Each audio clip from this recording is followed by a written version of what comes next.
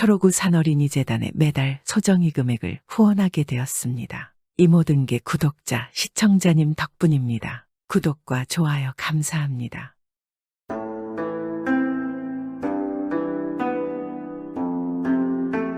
옛날 옛적에 어느 마을에 늙으신 어머니를 모시고 사는 아들 부부가 있었습니다. 이들 부부는 가난은 하지만 마음이 착하고 행실도 좋은 사람들이었습니다. 또한 서로 아끼고 사랑하며 늘 주변 사람들이 부러워할 정도로 금슬도 좋았습니다. 이들은 아침부터 밤까지 부지런히 일을 하였으며 항상 늙으신 어머님을 최우선으로 봉양하였습니다. 일을 마치고 저녁거리를 가지고 돌아오는 부부는 그날따라 영 돈을 많이 벌지 못해서 음식의 양이 너무 적어서 걱정했습니다. 오늘 먹을 끼니가 생각보다 적습니다. 걱정이에요. 어떻게 하죠? 그러게 말입니다. 오늘은 영끼니가 적구려. 저 오늘 밥은 어머니만 잡수시게 하는 게 어때요? 우리는 먹고 들어왔다고 말씀을 드리면 될 것이에요.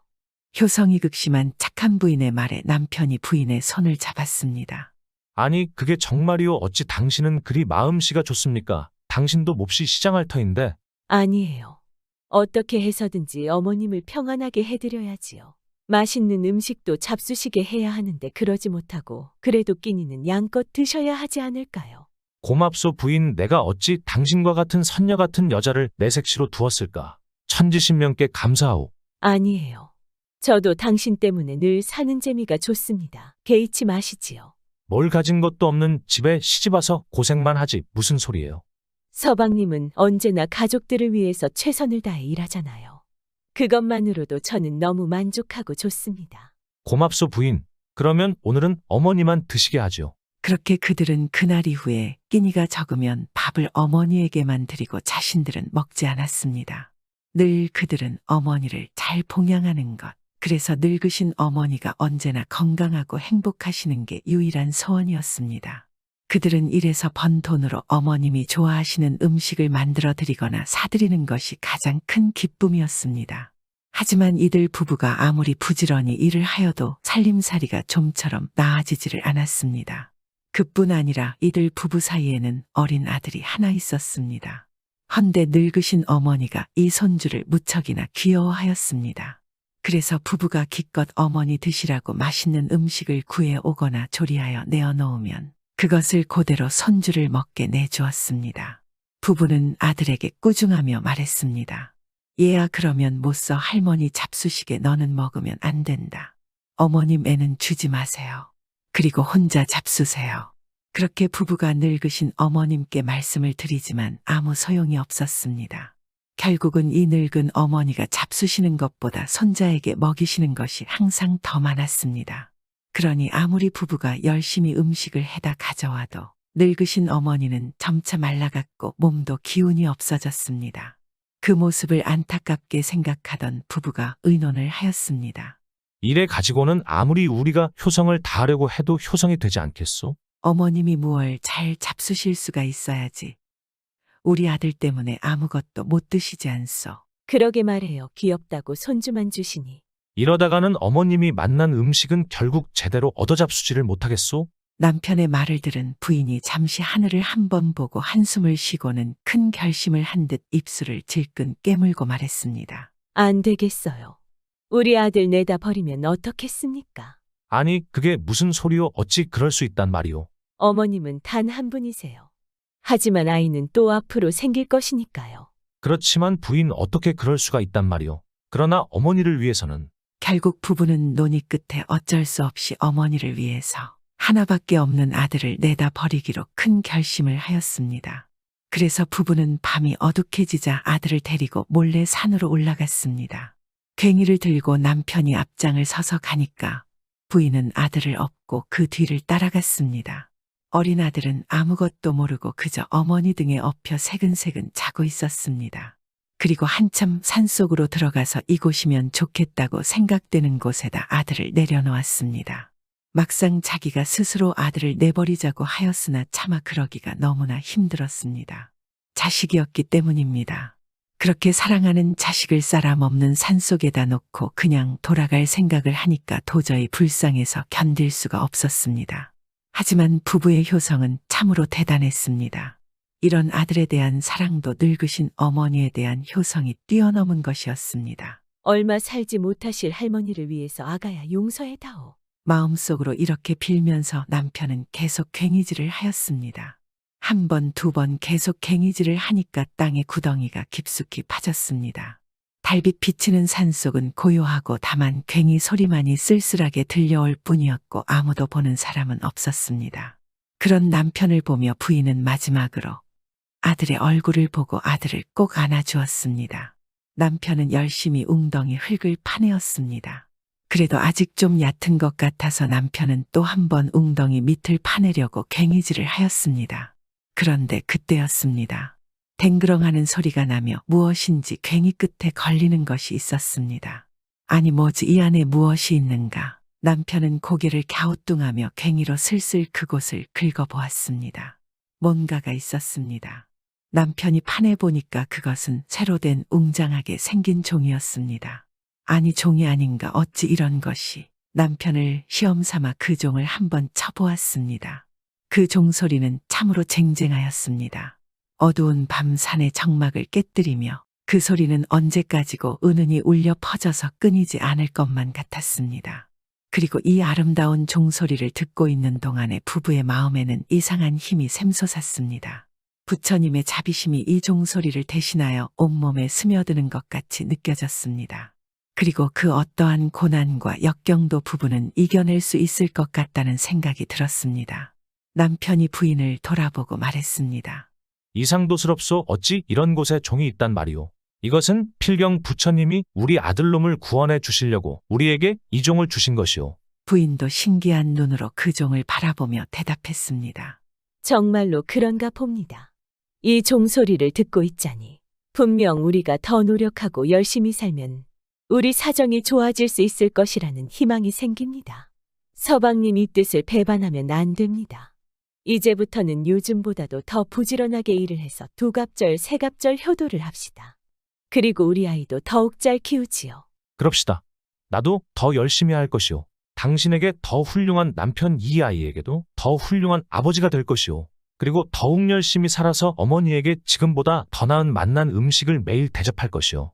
우리가 여태 그 생각을 하지 못했는지 모르겠소. 산목숨에 거미줄 치지는 않을 터인데 그냥 아이만 버리려 한 것이 죄스럽소.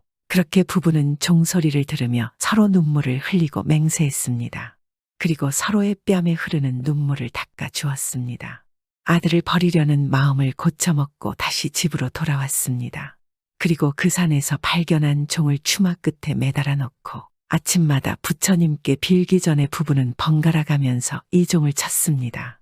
그 쟁쟁하고 은은하게 들리는 아름다운 종소리는 날이 밝는 아침 바람을 타고 멀리 임금님 계신 대궐에까지 울려 퍼졌습니다. 어느 때도 들어본 적 없는 아름다운 종소리에 임금님은 귀를 기울이게 되었습니다.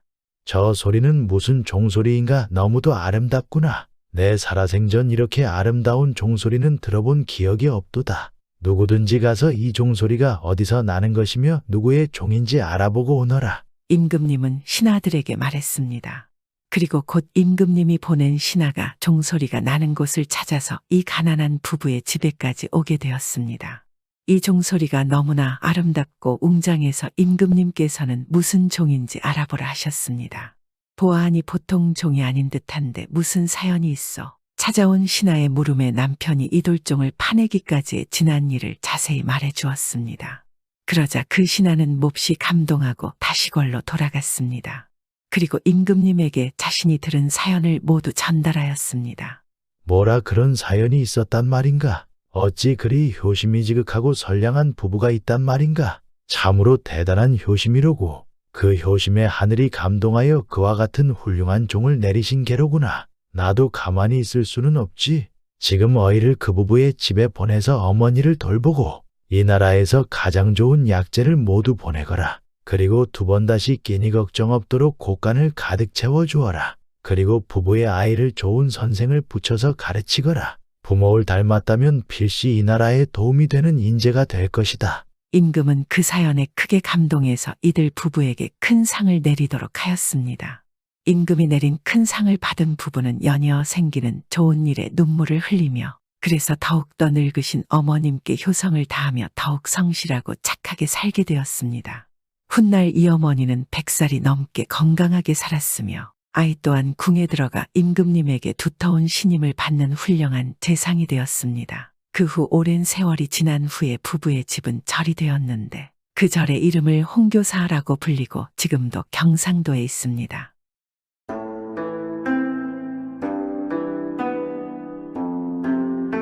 옛날 옛적 어느 서당에 칠복이라는 부잣집 아들과 석삼이라는 가난한 집 아들이 함께 글을 배우고 있었습니다. 칠복이는 성질이 후엽하여 벗사귀기를 즐기었고 친구의 일이라면 발벗고 나서서 도와주었습니다.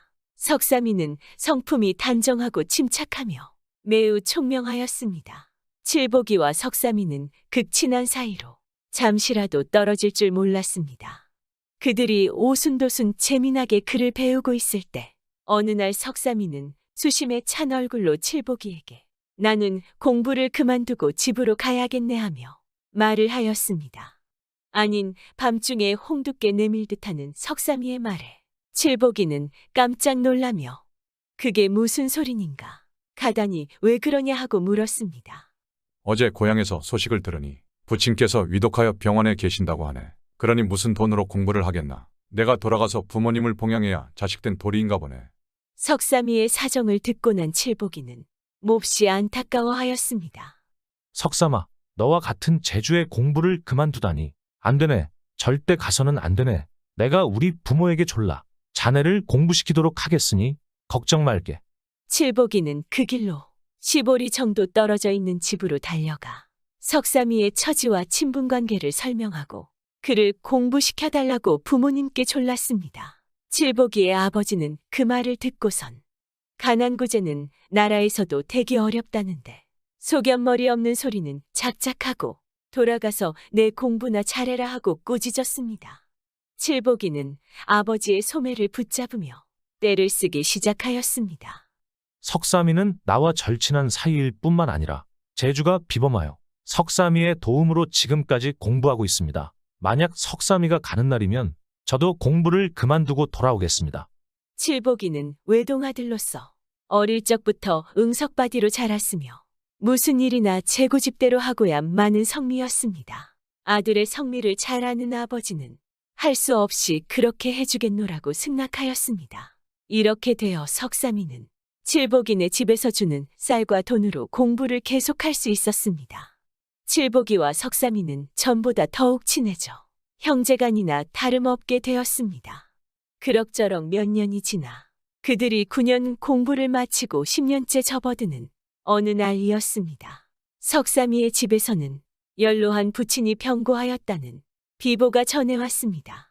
석삼이는 하는 수 없이 공부를 그만두고 집으로 돌아가야 하였습니다. 석삼이의 처지가 너무도 딱하니 칠복이도 어찌할 방도가 없었습니다. 헤어지던 날 석삼이는 십리밖까지 마중 나온 칠복이의 손목을 부여잡고 눈물을 흘리며 작별 인사를 하였습니다.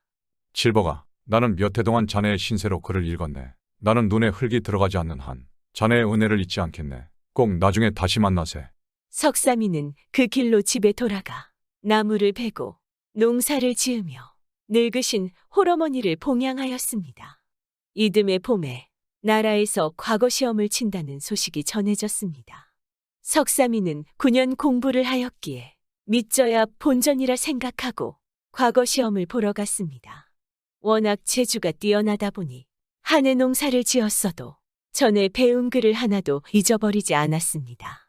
글귀를 받아든 석삼이는 뛰어난 풍어를 지어 시험관에게 올렸는데 단번에 급제하여 진사벼슬에 올랐습니다. 마침 석삼이가 사는 고을의 원에 자리가 비는지라 석삼이는 어명을 받고 원님으로 부임하게 되었습니다. 한편 칠복이는 석삼이와 작별한 후 자연히 적막한 생각이 들고 마음이 붙지 않아 글 공부가 도무지 머리에 들어가지 않았습니다. 10년 공부를 마치고 과거 시험을 보았으나 낙방이 되고 말았습니다. 고향에 돌아온 칠복이는 아예 글 공부는 저쪽으로 밀어버리고 조상들이 물려준 금전을 물쓰듯 써가며 팔도강산 방방곡곡으로 명승지를 유람하며 두루 돌아다니던 끝에 한량패와 어울리며 자연스럽게 술꾼이 되기 시작하였습니다. 오늘은 이 친구, 내일은 저 친구 어울려 다니며 연로하신 부모님과 가사는 돌볼 생각도 하지 않았습니다. 늙음하게 부귀영화를 보겠다고 외동자식을 애지중지 길러 공부까지 시켰으나 가문을 빛내고 이름을 날리기는커녕 무서운 술꾼이 되어버렸습니다. 항상 아들의 애간장을 태우던 부모들은 혹시 장가나 드리면 좀 나아질까 하여 인근에서 용모가 아름답기로 소문난 교수에게 장가까지 드렸으나 나아지기는커녕 갈수록 더 심하였습니다. 큰 강물도 쓰면 줄어든다는데 조상이 물려준 재산이 제 아무리 많다 해도 벌어들이지 않고 물쓰듯 퍼내기만 하니 어찌 오래 갈 수 있겠습니까? 칠복이의 부모들은 상심 끝에 화병이 나서 세상을 뜨고 말았습니다. 그래도 칠복이는 변하질 않았습니다.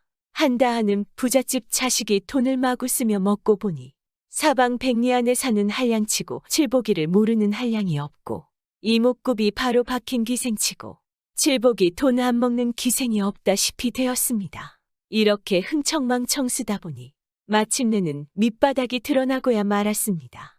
칠복이는 그만 알거지 신세로 전락하고 말았습니다.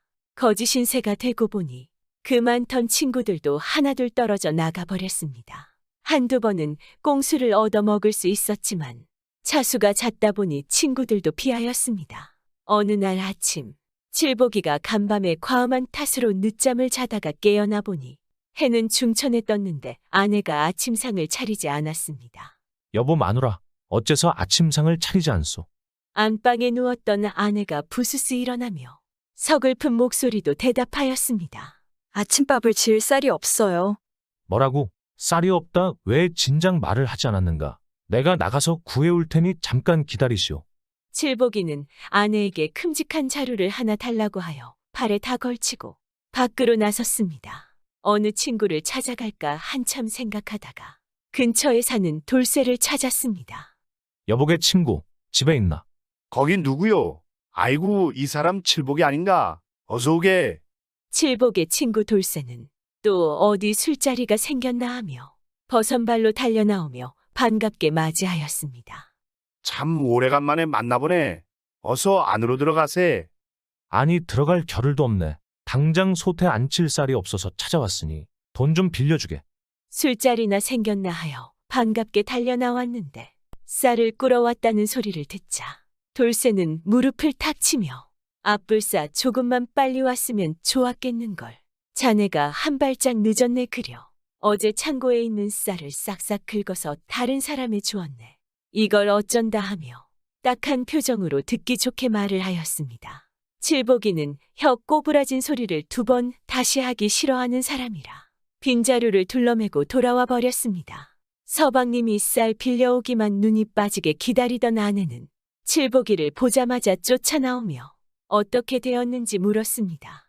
칠복이는 빈자루를 뒷마루에 집어 던지며 한 발짝 늦었다네 하고 대답하였습니다. 아내는 한참 궁리해 보더니 하는 수 없이 장롱문을 열고 무명배를 찾아내어 장터에 가지고 나가 쌀 2어대로 바꾸어 왔습니다. 해가 서산에 기울 무렵에야 아침 삼아 저녁 삼아 제 얼굴이 비쳐 보이는 멀건 죽물로 한 끼 때우고 그날 하루를 보내는데 저녁에 누워서 생각하니 기가 막혔습니다. 내 손에 쥔 것이 없으니 친구도 소용이 없구나. 내 어이 돈을 흥청망청 써버렸단 말이냐. 오늘 찾아간 친구는 그래도 평소에 나와 제일 친하다고 하던 사람인데 그 친구가 몰라주니 이제 어느 친구를 찾아간단 말인가. 밤새 궁리하던 칠복이는 문득 그 옛날 어린 시절에 같이 공부하던 석삼이가 지금 어느 고을에서 원님으로 있다는 생각이 떠올랐습니다. 옳지 그리로 찾아가 봐야겠다. 그때 석삼이가 내 신세도 많이 졌으니 설마 괄시는 안 하겠지. 칠복이는 이제는 됐다는 생각으로 슬그머니 기뻐하였습니다. 이튿날 아침 칠복이는 일찌감치 일어나 큰 자루를 어깨에 다 걸치고 아내에게 내 오늘 소년 시절의 친구를 찾아가니 며칠만 기다려줘 하고 당부한 다음 길을 나섰습니다. 이 사람 저 사람 물어가며 사흘 만에 300리 길을 걸어 이별한 지 10년 남짓 되는 석삼이가 있는 고을에 이르렀습니다. 석삼이는 도는 소문과 마찬가지로 원지를 하는데 고대 광실 높은 집의 높은 담장 대문이 으리으리한데 노비들이 쉴 새 없이 들락날락하는 것이 잘 살고 있었습니다. 3년 만에 만나니 대단히 기뻐하리라고 생각하며 칠복이는 통인을 찾아 사또에게 어릴 때 함께 글을 배우던 칠복이가 왔다고 전하라고 일렀습니다. 통인이란 조선시대 사또의 잔심부름을 하던 사람을 가리키는 말입니다. 이윽고 통인이 나오더니 칠복님 들어오시랍니다 하고 길에 소리쳤습니다. 통인을 따라 들어가니 과연 석삼이가 사또 자리에 앉아 있었습니다. 칠복이는 반갑게 사또 앞에 나서며 사또님 칠복이가 찾아왔소이다 하고 당당히 말했습니다. 그런데 이게 웬일인가? 사또는 칠복이를 아는 척도 아니하고 손으로 한쪽 옆에 있는 의자를 가리키고는 공문만 보는 것이었습니다. 칠복이는 그만 선 자리에서 굳어버렸습니다. 10년이면 강산이 변한다더니 사람의 마음도 변하는구나. 소년 시절에 이만저만한 사이가 아니었고 게다가 나의 은혜를 입은 사람이 아닌가. 오늘 내가 거지로 되고 저는 벼슬을 하니 옛적마저 잊어버린 모양이구나. 석삼이는 얼굴에 반가운 빛이라곤 일절 하나 없었고 그동안 어떻게 지냈는가 말 한마디도 없었습니다. 칠복이는 얼굴 낯이 화끈하였습니다. 그러나 이미 들어왔으니 하는 수 없이 의자에 앉았습니다. 석삼이는 여전히 눈을 아래로 뜨고 공무만 보고 있었고 칠복이는 어색하게 잠자코 앉아 있었습니다. 점심때가 되어 통인이 들어오더니 사또님 점심상 차렸습니다 하고 전하였습니다. 석삼이는 그제야 공문을 치우고 칠복이를 데리고 안으로 들어가 밥상에 마주 앉았습니다. 밥상을 본 칠복이는 깜짝 놀랐습니다. 한 고을의 원이요. 오래간만에 만난 친구 앞인데 밥상이 통말이 아니었습니다. 칠복이는 속으로 나를 이렇게 괄세하는가 하는 생각이 들면서 설움이 북받쳤지만 석삼이 아무 말 없이 숟가락을 드는 바람에 할 수 없이 따라 들었습니다. 혹시 점심상을 물리고 나면 이야기라도 하겠지 했는데 점심상이 나간 후에도 쓰다달다 말 한마디 없이 공문만 들여다보는 것이었습니다. 석삼이가 뭘 하러 왔는가 한마디만 물어도 찾아온 사정을 말하겠는데 아무런 말도 없으니 말을 붙일 수가 없었습니다. 집에서 몹시 기다릴 것 같으니 그만 돌아가겠소이다. 칠복이가 이렇게 불쑥 말하니 석삼이는 하인더러 엽전 성냥을 내어주라고 분부하고는 공청으로 나가버렸습니다. 하는 수 없이 하인이 내어주는 엽전 성냥을 전대에 넣어가지고 돌아 나오는데 눈물이 앞을 가렸습니다. 세상에는 친구도 소용없고 그저 제 것이 있어야 한다는 생각뿐이었습니다. 그러자 지난날 내가 왜 돈을 흥청망청 써버렸던가 하는 후회가 막심하였습니다. 얼마나 걸었는지 한낮때가 되어 앞을 바라보니 주막집이 있었습니다. 주막을 보니 술 생각은 나는데 주머니 속에는 돈이 성냥밖에 없었습니다. 그 돈은 가지고 가서 쌀을 사야 며칠간 연명을 하겠는데 술은 먹고 싶고 어떻게 해야 되나 하고 생각하던 끝에 한 냥은 술 싸먹고 두 냥은 남겨 가지고 가서 쌀을 사기로 하였습니다. 주인더러 한 냥어치 술과 고기를 가져오라 하였습니다. 그런데 워낙 큰 술판에서 놀던 한량이라 한 냥어치 술 고기를 먹고 나니 먹은둥만둥하였습니다. 일어나서 가자 하니 좀처럼 엉덩이가 떨어지지 않았습니다. 주저하던 끝에 한 냥어치 더 먹고 한 냥만 남겨가지고 가서 쌀을 사자고 생각하였습니다. 술과 안주를 한 냥 어치 더 청해서 먹었는데도 여전히 기별이 없었습니다. 에라, 이 돈이 안 생겼으면 어찌할 뻔했는가. 술이라도 먹은 듯이 먹고 가자. 이렇게 되어 나머지 한 냥을 마저 써버렸습니다. 그런데도 어딘가 좀 섭섭하였습니다. 이때 주모가 곁으로 다가오더니 손님 술이 모자라는 것 같소 하며 말을 거는 것이었습니다. 또한 돈을 안 받을 테니 거저 잡수시오 하며 술을 계속 권하였습니다. 주모가 곁에서 술까지 부어주니 당기는 대로 자꾸 마셨습니다. 칠복이는 어느덧 술이 거나하게 취하였습니다. 그제서야 날이 저물 것 같아서 자리에서 일어섰습니다. 밖을 나서니 찬바람에 술기운이 확 피어오르고 전신이 풀리며 노그라지듯 하였습니다. 얼마쯤 비틀거리며 가다가 보니 길 옆에 큰 정자나무가 섰고 나무 그늘 밑에 널찍한 방석이 놓여 있었습니다. 칠복이는 좀 쉬었다 가려고 도리에 앉았습니다. 걸을 때는 몰랐는데 앉고 보니 정신이 깜빡 가서 쓰러져 버렸습니다. 바로 이때 가마꾼들이 가마를 메고 와서 세상 모르고 골아떨어진 칠복이를 태워가지고 어디론가 가버렸습니다.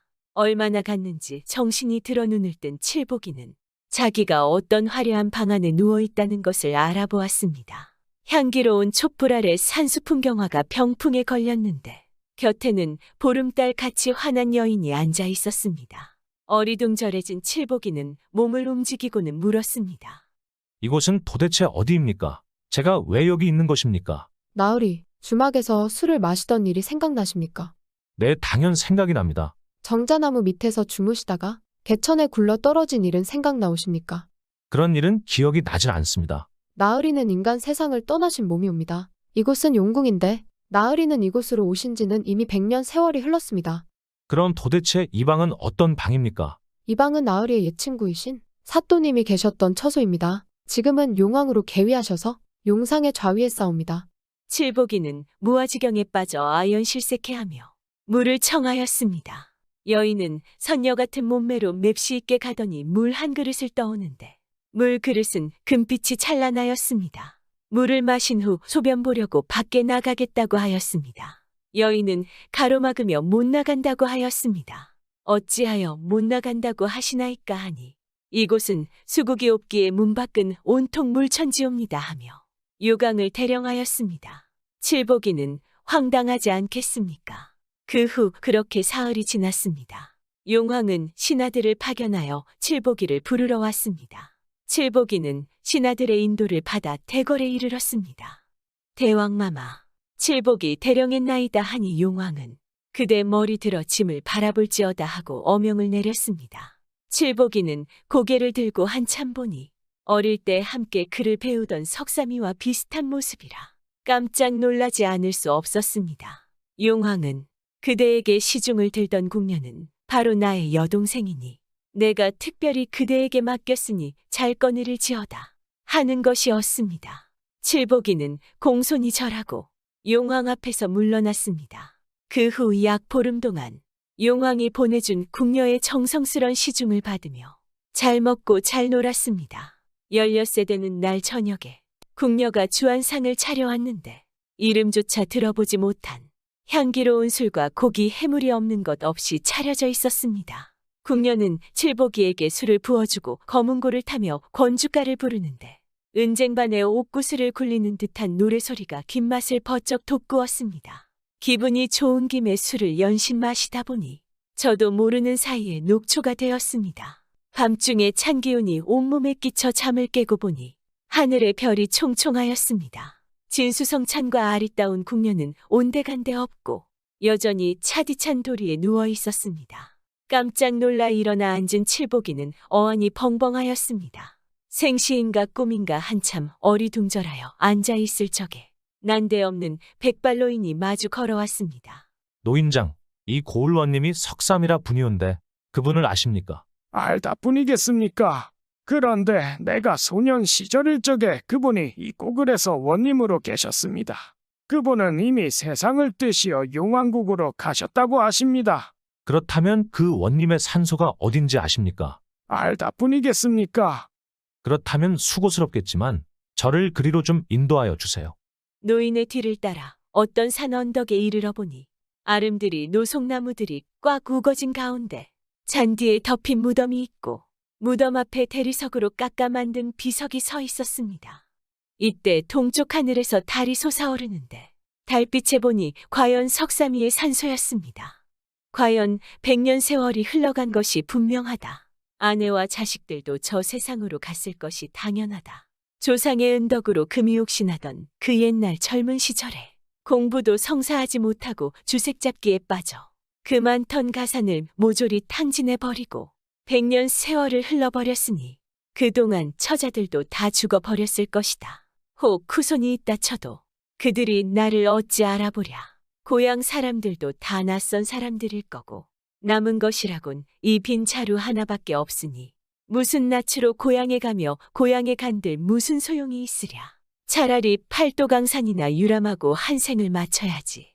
칠복이는 정처 없는 방랑길을 떠났습니다. 정처 없이 명승고적을 찾아다니며 유람을 하던 칠복이는 반년 만에 우연히 자기가 살던 고향 마을을 지나가게 되었습니다. 칠복이가 마을 어귀에 이르러 보니 동네는 100년과 다름이 없는데 동네 한복판에 고래등 같은 기와집 한 채가 덩그렇게 있고 동네 사람들이 한창 기와를 얹고 있었습니다. 칠복이가 그 앞을 지나가려는데 일하던 한 사람이 깜짝 놀라며 저 사람이 칠복이 아닌가. 어디 갔다가 이제야 오는고 하고 소리쳤습니다. 100년 전에 집을 떠난 나를 저 사람이 어떻게 알고 내 이름을 부르는가 하며 지붕을 올려다보니 모두가 아는 사람들이었습니다. 이상한 일이네. 100년 세월이 흘렀는데도 이 사람들은 어째서 늙지도 않고 죽지도 않았을까. 한창 어리벙벙해서 서 있는데 마당에서 일하던 한 친구가 다가오며 자네는 어디 가서 돈을 그렇게 많이 벌었나. 우리가 짓는 이 집은 바로 자네 집일세 하고 말하였습니다. 내가 돈 한 푼 얻지 못하고 성냥밖에 안 되는 노잣돈마저 탈탈 털어서 술을 먹어버렸는데 돈은 무슨 놈의 뚱딴지 같은 돈을 내가 벌었단 말인가. 한참 이렇게 멍해 있는데 집안에서 아내가 나오다가 지렁이 같은 차림을 하고 섰는 칠복이를 발견하고는 달려와 얼싸안고 기별도 없이 어디 갔다가 이제야 오시는가 하며 대성통곡을 하였습니다. 하도 꿈 같은 일이라 칠복이는 한참이나 멍해 있다가 아내에게 어떻게 된 영문인지 하고 물었습니다. 아내는 그날 칠복이가 석삼이를 찾아 나선 후에 이야기를 꺼내기 시작하였습니다.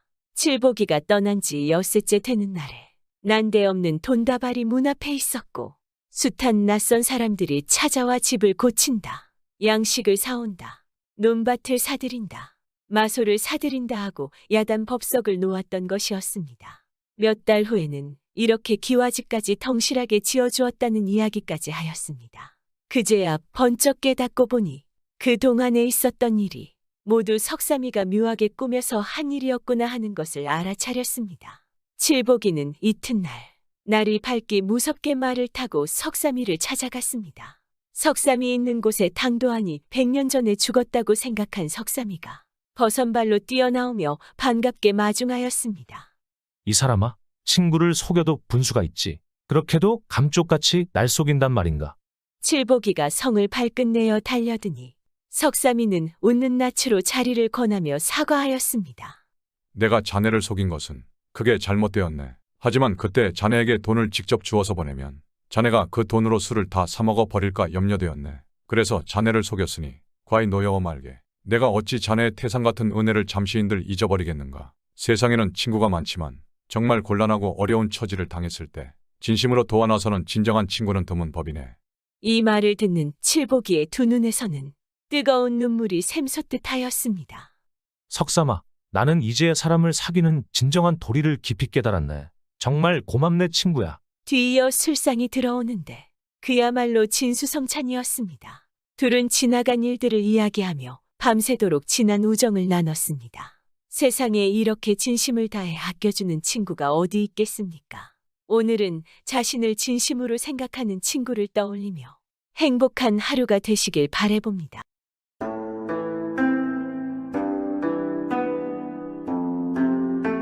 이번 이야기는 하늘도 갈라놓을 수 없는 부부의 이야기입니다. 오늘도 재미있게 봐주시면 감사하겠습니다. 옛날에 어느 산골 마을에는 커다란 호수가 있었습니다. 그 호수 옆에 돌쇠라는 젊은이가 살고 있었습니다. 돌쇠는 아주 착하고 성실한 사람이었습니다. 어렸을 때부터 남의 집 머슴을 하다가 나이가 들자 그 집에서 나와 그간 모아둔 돈으로 호숫가에 집을 짓고 조그만 배를 사서 물고기를 잡았습니다. 돌쇠는 매일같이 호수에 나가서 물고기를 잡아내다 팔아서 생계를 유지하며 살아갔습니다. 하루는 어김없이 이 돌쇠가 열심히 물고기를 잡아서 내다 팔고 집에 와서는 지친 몸을 뉘어 잠을 청하고 있었습니다. 돌쇠는 자다가 갑자기 소피가 마려워서 방을 나왔습니다. 그런데 그날따라 몹시 안개가 자욱하였습니다. 호숫가라 자주 안개가 끼지만 오늘처럼 이렇게 자욱한 안개는 처음이었습니다. 마치 한 치의 앞도 못 볼 정도인 것입니다. 아이고, 안개가 무척 심하구만. 이러면 방이 어디인지도 모르겠네. 돌쇠는 변소에서 나와서 방으로 돌아가려고 하는데 그때 마당에 웬 여인이 서 있었습니다. 돌쇠는 무척 놀라지 않았겠습니까? 아유, 당신은 누구시오? 사람이요? 귀신이요? 왜 이 밤에 남의 집 앞에 서 있는 것이오? 돌쇠가 깜짝 놀라서 여인에게 물었습니다. 그러자 여인이 제가 갈 곳이 없습니다. 부디 하룻밤만 재워주세요. 부탁입니다. 여인은 돌쇠에게 간절히 부탁하였습니다. 그러니 돌쇠는 놀란 가슴을 진정시키고 말했습니다. 이보시오. 사정은 딱하지만 여기는 남자 혼자 사는 집이니 재워줄 수가 없소. 미안하지만 저기 호수 반대편으로 가보시오. 그곳에 민가가 아주 많소. 그곳에 가면 좋은 집들이 많고 하룻밤 묵어갈 수 있을게요. 돌쇠는 여인의 부탁을 거절하였습니다. 제발 부탁입니다. 오늘 하룻밤만 재워주세요. 지금 몹시 지쳤습니다. 여인은 계속해서 하룻밤 묵어갈 것을 청하였습니다. 아니, 안 된다니까요. 방도 하나여서 함께 자야 합니다. 사정은 알겠지만 정말 안 됩니다. 제발요. 날이 너무 어두워서 다른 곳으로 갈 수도 없으니 딱 하룻밤만 묵어가게 해주십시오. 지금 안개 때문에 한 치 앞도 안 보이잖아요. 이런데 어떻게 호수 반대편까지 갈 수 있단 말입니까? 가다가 무슨 변고라도 당하지 않겠습니까? 아궁이 옆에서 잘 테니 부디 허락해 주세요. 그렇게 여인이 간곡하게 부탁을 하니 돌쇠도 하는 수 없이 허락하였습니다. 그럼 오늘 밤만 넘기고 가도록 하시오. 딱 하룻밤입니다. 그렇게 돌쇠는 어쩔 수 없이 허락을 하였습니다. 이 여인 말대고 안개가 자욱한 이 밤에 호수 반대편으로 간다면 호수에 빠질 수 있다고 생각이 들었습니다. 그런데 하루 이틀이 지나도 하룻밤만 묵고 가겠다던 이 여인은 집을 나설 생각을 하지 않았습니다. 참 왜 갈 생각을 안 하는 거지? 돌쇠가 몹시 이상하게 생각을 하지 않았겠습니까? 그런데 이 여인은 돌쇠가 일을 나가 있는 사이에 집안일도 해놓고 밥도 맛있게 해주었습니다. 그러니 이 돌쇠도 어느새 이 여인과 함께 있는 것이 좋아지게 되지 않았겠습니까? 그렇게 돌쇠도 굳이 이 여인에게 나가라 마라 하지 않았습니다. 시간이 흘러 두 사람은 정이 들어버렸고 어느새 연모하는 사이가 되었습니다. 그러니 곧 혼인을 하게 되었고 정말로 같이 살게 되었습니다. 돌쇠는 어느 날 갑자기 찾아온 여인이 자신의 각시가 되었다는 것을 믿지 못했습니다. 여인은 미모 또한 출중하고 집안일도 어떤 아낙네보다 잘하는 것입니다. 그런데 한 가지 이상한 것이 있었습니다. 일주일에 한 번은 돌쇠가 잠든 야심한 시간에 집을 나와 호숫가로 가는 것입니다. 돌쇠는 그냥 산보하는구나 하고 생각했지만 이상한 것은 여인이 밖에 나갔다 오면 온몸이 물에 흠뻑 젖어서 들어오는 것입니다. 그래서 돌쇠는 부인에게 말 못할 사연이 있는 게야. 날이 좋거나 춥거나 하여도 어찌 저리 물에 젖어서 올까? 이번에는 부인을 몰래 따라 나서야겠다. 어느 날 부인이 돌쇠가 자는 것을 확인하고 집 밖으로 나서는 것입니다. 돌쇠는 부인의 인기척이 없자 몰래 따라 나섰습니다. 그런데 부인이 호숫가에 가더니 갑자기 사라져 버린 것입니다. 돌쇠는 다시 들어와 자는 척하며 부인이 돌아오기를 기다렸습니다. 그리고 일주일 후 밤에 부인이 다시 집을 나섰습니다. 돌쇠는 이번에는 정신을 바짝 차리고 부인을 뒤를 밟았습니다. 그러자 놀랍게도 부인이 호수로 주저없이 들어가는 것입니다. 그리고 어떻게 된 것인지 물 밖으로 나오지 않는 것입니다. 그리고 한참 뒤에 부인이 물 밖으로 나왔습니다. 돌쇠는 부인에게 들키지 않게 집으로 급히 가서 아무 일 없단 듯이 자는 척했습니다.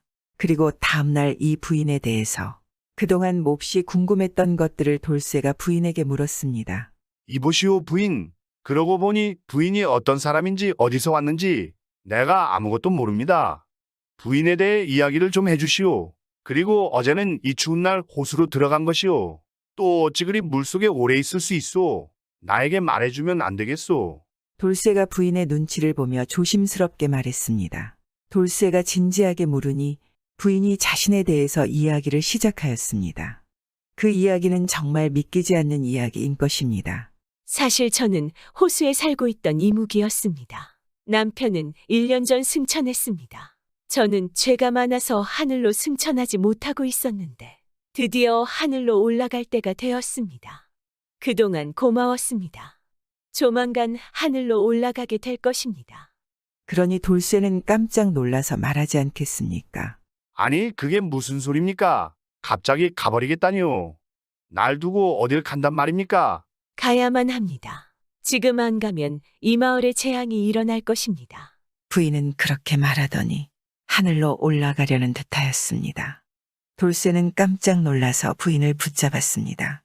이보시오. 아니, 우리가 함께 사는 것이 몇 년인데 이렇게 나를 버리고 혼자 가려고 합니까? 그러면 나는 어떻게 혼자 산단 말이오? 당신이 사람이 아니어도 좋소. 그러지 말고 우리 계속해서 같이 삽시다. 그렇게 돌쇠가 간곡히 울며 불며 이 부인을 붙잡았습니다. 그러니 부인도 손을 뿌리치기가 어려워서 망설이고 있었습니다. 결국 부인은 하늘로 올라가지 않았습니다. 그렇게 아무 탈 없이 두 사람이 행복하게 살아가는 듯 하였는데, 그러던 어느 날 갑자기 하늘에서 요란한 소리와 함께 먹구름이 몰려오더니 폭우가 쏟아지기 시작하였습니다. 그리고 갑자기 불어난 물로 돌쇠의 집은 순식간에 온통 물바다로 변하게 되었습니다. 돌쇠와 부인은 물에 떠내려가지 않으려고 그나마 물에 잠기지 않은 곳에서 서로 꼭 붙잡고 있었습니다. 그런데 갑자기 하늘에서 소리가 들려왔습니다. 이무기야, 내가 하늘에 오를 때를 놓쳤으니 더 이상은 하늘에 오르게 될 수 없을 것이다. 그곳에 인간들과 함께 살게 내버려 둘 수도 없으니 내 너를 이제 돌로 만들 것이니라. 그러더니 갑자기 하늘에서 벼락이 떨어졌습니다. 순간 돌쇠는 벼락을 보고 부인을 와락 끌어안았습니다. 그러니 돌쇠와 부인은 함께 벼락을 맞고 갑자기 돌로 변하게 되었습니다. 돌로 된 부부가 강원도 삼척 어딘가에서 아직도 함께 있다고 합니다. 요즘에도 이렇게 자신을 희생하며 서로를 아끼는 부부들이 많습니다. 이런 부부들은 정말 좋은 일만 있으면 좋겠습니다.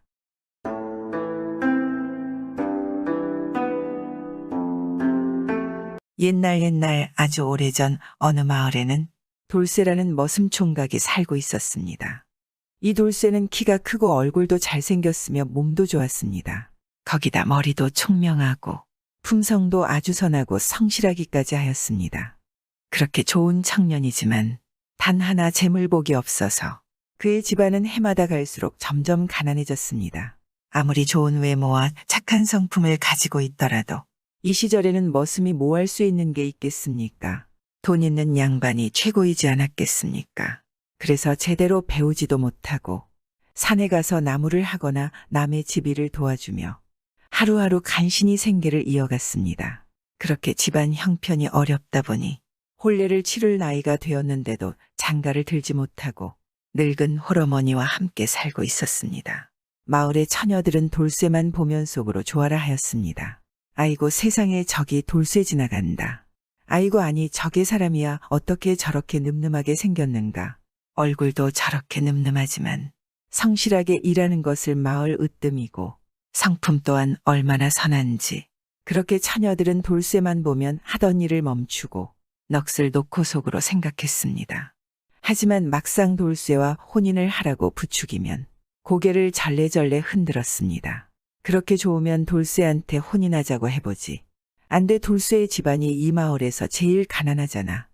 거기다가 늙으신 노모도 계신다던데 하고 쑥덕거렸습니다. 그렇게 돌쇠가 늘 외롭게 노모를 모시며 하루하루를 보내던 어느 날, 돌쇠가 강으로 물고기를 잡으러 나갔다가 무릉덩이에 알몸으로 빠진 처녀를 보게 되었습니다. 아니, 어찌 저렇게 물에 빠진 거지? 왜 옷을 안 입고 있는 거지? 이를 어쩐다 구해는 줘야겠는데 이거 큰일이구나. 알몸의 처녀라서 어찌할 바를 모르다가 결국 그대로 두면 처녀가 죽을 것만 같아서 처녀를 구해주기 위해 무릉덩이로 뛰어들었습니다. 그리고 처녀를 강에서 건져 올린 후 돌쇠는 자신의 웃옷을 빨리 벗어서 처녀의 몸을 가려주었습니다. 돌쇠의 덕택에 살아났지만 너무 부끄러워서 아무 말도 하지 않고 처녀는 그저 고개만 푹 숙이고 있었습니다. 돌쇠는 처녀에게 어쩌다 물에 빠지게 되었어 하고 물었습니다. 하지만 처녀는 계속해서 말을 하지 못하고 그저 고개만 숙이고 있었습니다.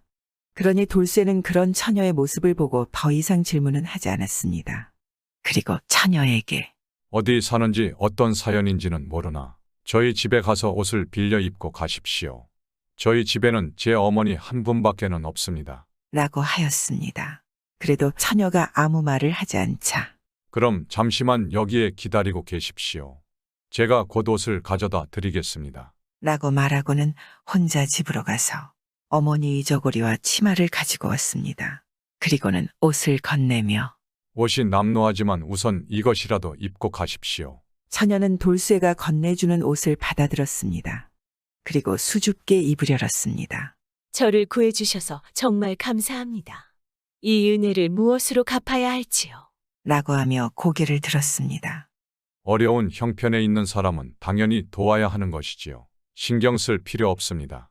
아무 염려 마십시오. 라고 하였습니다. 그러니 처녀는 옷을 다 입고서야 부끄러움이 좀 가셨는지 자신의 사연을 돌쇠에게 말해 주었습니다. 그녀는 19살로 이름은 꽃분이었습니다. 건너 마을에서 늙은 부모님을 모시고 살고 있는데 산에 나무를 캐러 나왔다가 날이 너무 더워서 목욕을 하려고 강물에 옷을 벗고 들어간 것이었습니다. 그런데 그만 바위에 벗어 놓은 옷이 바람에 날아가 버리고 온니 깊은 물웅덩이에 들어가서 할 수 없이 강 깊은 곳으로 들어가다가 강물에 빠져서 허우적대고 있었던 것이었습니다. 돌쇠가 아니었으면 꼼짝없이 죽을 목숨이었는데 다행히 돌쇠 덕분에 생명을 건지게 되는 것이었습니다. 처녀는 자신의 그런 사연을 말하며 돌쇠를 바라보았습니다. 그리고 첫눈에 연모하게 되었습니다.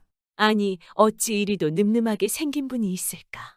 내 혼인을 한다면 이런 서방님을 만나는 것이었는데 더군다나 성품도 좋으시니 이분을 내 서방님하고 싶다. 그런데 그만 꽃분이는 돌쇠에게 넋이 나간 바람에 마지막 말을 실수로 입 밖으로 뱉어내고 말았습니다. 이분을 내 서방님 하고 싶다. 내가 찾던 서방님이야. 그 말을 들은 돌쇠의 얼굴이 빨개지지 않았겠습니까? 꽃분이 또한 부끄러워서 얼굴이 잔뜩 빨개졌습니다. 돌쇠는 그렇게 부끄러워하면서도 꽃분이의 얼굴을 다시 보았습니다. 그런데 아까는 몰랐지만 미모가 아주 빼어난 것입니다. 아주 어여쁘구나. 말하는 것도 격식이 있어. 또 늙으신 부모를 모시고 산다니 효성도 깊은 것 같아. 나도 이런 낭자와 혼인했으면 좋겠다. 돌쇠는 그렇게 생각을 하고는 용기를 내어 꽃분이에게 말했습니다. 혹시 낭자가 방금 하신 말이 진심이시라면 저와 다시 이 강가에서 만나지 않으시렵니까? 꽃분이는 돌쇠의 말이 끝나기도 전에 좋아하며 고개를 끄덕였습니다. 그렇게 돌쇠와 꽃분이는 그날부터 이따금씩 둘이 처음 만나게 된 강가에서 만나 연분을 쌓아갔습니다. 그리고 곧 둘은 서로 연모하게 되었습니다. 돌쇠와 꽃분이는 얼마 안 있어서 혼인을 하기로 약조하였습니다. 돌쇠의 혼인 소식이 알려지자 마을 처자들은 그제서야 후회를 하기 시작했습니다. 그냥 내가 먼저 혼인을 했어야 하는데 그까지 돈 없는 거. 그냥 내가 열심히 벌면 되는 것을 아깝다. 마을 처녀들은 돌쇠의 신부가 누구인지 무척 궁금해하고 부러워하였지 않겠습니까? 그러나 돌쇠의 마을 처녀들은 꽃분이의 아름다운 외모와 고운 성품에 다들 아무 말도 할 수 없었습니다. 그것은 꽃분이의 마을 사정도 마찬가지였습니다.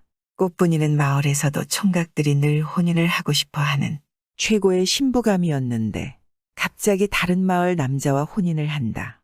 하니 꽃분이네 마을 총각들이 도대체 어떤 녀석이 우리 꽃분이를 데려가냐고 씩씩대며 돌쇠의 마을에 찾아왔습니다. 마을에 따지듯이 찾아온 꽃분이 마을 총각들은 돌쇠의 늠름한 풍채와 착한 성심을 보고는 아무 말도 할 수가 없었습니다. 그렇게 두 사람은 모두의 부러움을 한 몸에 받으며 혼례를 하게 되었고 기다리던 혼례일이 되었습니다. 그런데 그날 새벽부터 온 나라에 웬 비가 엄청나게 내리기 시작하였습니다. 그 비는 아침이 되어도 멈추지 않았습니다. 그래도 혼례를 치러야 하기에 꽃분이의 마을로 가기 위해서 강을 건너기 위해 혼례복을 입은 돌쇠와 일행들이 강가로 나와 비가 멈추기를 기다렸습니다. 그러나 비는 그치지 않고 계속 내려서 순식간에 강물이 불어나 버렸습니다. 강 건너편에 있던 꽃분이도 혼례 준비를 마치고 돌쇠가 도착하기를 기다렸습니다.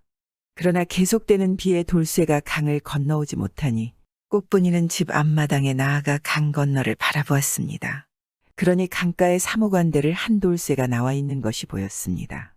돌쇠와 끝분이의 애타는 마음을 아는지 모르는지 비는 그치지 않고 계속 내렸습니다. 결국 신랑과 신부 측 일행들은 혼례를 못할 것이라 여기고 다음날 혼례를 올리기로 하고 모두 집으로 돌아갔습니다. 그리고 다음 날 날이 밝으니 다시 돌쇠와 일행이 강가로 나왔습니다. 그런데 또 강을 건너려니 비가 오기 시작하고 강물이 불어났습니다. 결국 또 강을 건널 수 없으니 모두들 돌아갈 수밖에 없었고, 그렇게 다음날 또 강을 건너기 위해 강가에 나왔습니다. 하지만 이번에도 또 강을 건너려니 맑았던 하늘에 폭우가 내리기 시작했고 강물이 불어나기 시작했습니다. 그렇게 며칠을 연거푸 같은 일이 발생하니 양쪽 마을 사람들은 수군대기 시작하지 않겠습니까? 신랑이 강을 건너려고만 하면 비가 오니 무슨 조화인가. 아무래도 옥황상제께서 저들의 혼인을 막으려는 모양일세. 그렇지 않고서야 어찌 이럴 수 있겠는가. 그러게 아무래도 이 혼인은 힘들겠네. 마을 사람들뿐만 아니라 심지어 무당들까지 나서서 말했습니다. 이 혼례는 올려서는 안 되네. 만일 계속 이렇게 혼례를 올리려 한다면 강물이 다 불어나서 이 마을을 덮칠 것이야. 그러니 마을 사람들은 두 사람의 혼례를 관두어야 한다고 수군거렸습니다. 하지만 돌쇠와 꽃분이는 포기하지 않았습니다. 나 혼자라도 강을 건널 것이요. 내 죽는 한이 있더라도 꼭 혼례를 치를 겁니다. 하늘도 비도 날 막을 수 없을 겁니다. 돌쇠는 그렇게 강 앞에서 비가 그치기만을 계속 기다렸습니다. 꽃분이도 강가로 나와서 그런 돌쇠가 강을 건너오기만을 계속 기다렸습니다. 두 사람은 그렇게 강을 마주하고 서로를 바라보며 남아 있었습니다. 그러나 비는 이튿날도 다음 날도 계속 왔습니다. 돌쇠와 꽃분이는 비가 그치기만을 계속 기다렸습니다. 비는 그치지 않고 일주일이 넘도록 내렸습니다. 돌쇠와 꽃분이의 마을 사람들은 돌쇠와 꽃분이에게 그만 포기하고 돌아오라고 외쳐댔습니다. 안 그러면 무당 말대로 마을이 온통 물에 잠길 것 같았습니다. 둘만 포기하면 모든 게 해결되지 않겠습니까? 하지만 두 사람은 포기하지 않았습니다. 그렇게 둘은 서로를 바라보며 비가 그치기만을 하염없이 기다렸습니다. 하지만 오랫동안 강 건너를 바라보며 비를 맞고 있던 두 사람은 너무나 지친 나머지 자리에 쓰러지고 말았습니다. 그런데 그때였습니다. 하늘에서 아주 밝은 빛이 두 사람을 비추기 시작했습니다. 그리고 순간 돌쇠와 꽃분이가 있는 강가 근처에만 구름이 걷히더니 비가 멈춰버렸습니다. 마을 사람들은 비가 오는 마을에서 멀찌감치 돌쇠와 꽃분이가 있는 곳에만 날이 밝고 비가 멈추니 너무나 신기하게 생각했습니다. 세상에 옥황상제께서 둘의 연정에 감동을 했나 보네. 그래서 저곳에 비를 멈춰주셨나 보네. 아이고 신기한 일이구만. 아니 여기는 이렇게 비가 잔뜩 오는데 어찌 바로 앞에는 해가 쨍쨍하단 말인가. 아니 드디어 둘의 혼례를 하늘이 허락을 하신 게로구만. 그렇게 마을 사람들은 돌쇠와 꽃분이에게 기뻐하며 달려갔습니다. 돌쇠와 꽃분이는 갑자기 자신들을 비춰오는 햇살 덕에 정신을 차리고 깨어날 수 있었습니다. 비가 멈춘 덕에 돌쇠와 일행들은 강을 무사히 건널 수 있었습니다. 이렇게 강을 건너오실 수 있게 되다니 정말 잘 됐습니다. 제 마음과 서방님의 마음이 하늘도 허락하신 것 같습니다. 마을 사람들 말을 들었다면 오늘처럼 기쁜 날이 없었을 겁니다. 그렇소. 우리가 마을 사람들의 말대로 했다면 우리들은 평생 불행하게 살고 혼자 쓸쓸히 늙어갔을게요. 자 어서 혼례를 올리러 갑시다. 우리들의 지극한 마음이 하늘이 알아주신 것 같소. 둘은 드디어 하늘의 허락을 받은 아주 축복받은 신랑 신부가 된 것입니다. 돌쇠와 꽃분이네 마을 사람들은 두 사람을 보며 아주 좋아하였습니다. 그렇게 돌쇠와 꽃분이는 수많은 사람들의 축복을 받으며 혼례를 치를 수 있게 되었고 그 뒤로 둘은 오래오래 행복하게 잘 살았다고 합니다. 그래서 이 마을에서는 비가 오랫동안 오면 금실 좋은 부부가 강을 건너게 하여 비를 그치게 했다는 이야기입니다. 운명이라 생각하고 혼인을 안 했다면 이런 이야기는 없지 않았겠습니까? 둘의 진실한 마음을 알고 있기에 어떠한 역경도 헤쳐나간 것입니다. 요즘 우리 부부들도 서로의 마음을 진심으로 믿는다면 어떤 역경도 이겨나갈 수 있지 않을까요? 구독은 공짜입니다.